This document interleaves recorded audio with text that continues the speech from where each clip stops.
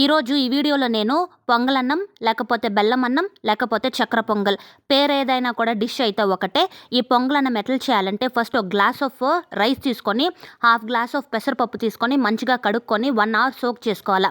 ఆ తర్వాత దాన్ని కుక్కర్లోకి వేసుకొని 1.5 గ్లాస్ వాటర్ పోసుకొని ఒక 2 విజిల్స్ వచ్చే వరకు మంచిగా బాయిల్ చేసుకోవాలి. ఆ తర్వాత దాంట్లోనే మనము పౌడర్ చేసి పెట్టుకున్న బెల్లం ఒక గ్లాస్ ఎక్కువైనా వేసుకోవచ్చు, తక్కువైనా వేసుకోవచ్చు.